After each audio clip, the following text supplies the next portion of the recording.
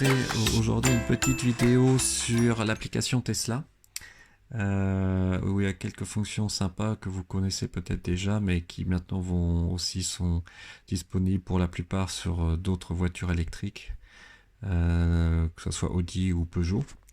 Alors là, ce que je vais vous montrer d'abord, c'est la visualisation de la voiture avec, vous voyez, le câble qui est branché. Donc on sait que la voiture est branchée, il y a un petit point bleu qui veut dire qu'en fait la voiture est en recharge planifiée.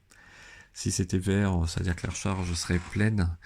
Et évidemment, vous avez de toute façon la visualisation de l'état de la recharge juste au-dessus. Et là, on peut donc, quand on clique dans l'onglet recharge, sélectionner jusqu'à quel pourcentage de batterie on veut recharger la voiture, sachant qu'il ne faut pas dépasser 90% généralement, sauf pour les grands trajets.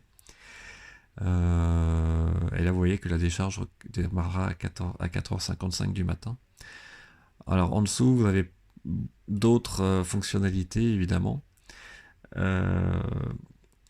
comme la climatisation, les commandes, la recharge, on vient de la voir.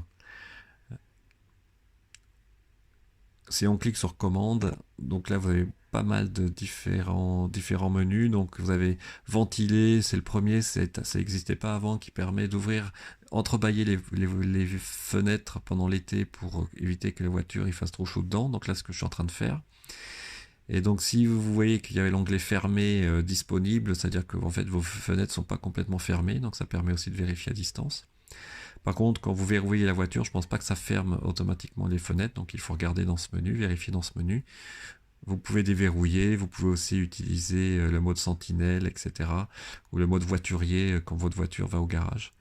Là, c'est le menu climatisation, donc là j'active la climatisation. Et une fois que la climatisation est activée, je peux aussi activer les sièges chauffants à 3 niveaux, donc de 1 à 3, et en fait il faut recliquer dessus pour diminuer l'état de chauffage du siège. Vous voyez, je reviens à 0. Donc ça c'est aussi pratique. Il y a aussi un mode désembuage avec le petit logo de la vitre avec les flèches qu'on peut utiliser aussi. Donc ça c'est vraiment pratique quand on veut pas avoir froid avant d'arriver le matin. Enfin c'est automatique maintenant avec la recharge planifiée, mais même le soir vous retournez à votre voiture, vous pouvez l'avoir chaude. Là, je voulais vous montrer dans le menu de recharge. Là, j'ai activé une recharge par anticipation et vous montrer qu'en fait, la voiture était à 3 ampères, 1 kW, probablement parce que c'était la consommation de la clim pour compenser la déperdition de la batterie. Et là, hop, ça y est, je suis monté à 16 ampères. Donc 4 kW, et vous avez vu aussi que le voltage diminue, donc ça c'est toujours, ça le fait toujours chez moi en tout cas.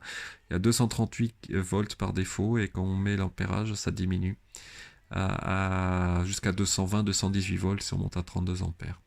Voilà, je vous remercie de votre attention, et à bientôt pour une prochaine vidéo. Puis n'hésitez pas à cliquer sur le lien pour être abonné. Merci, au revoir.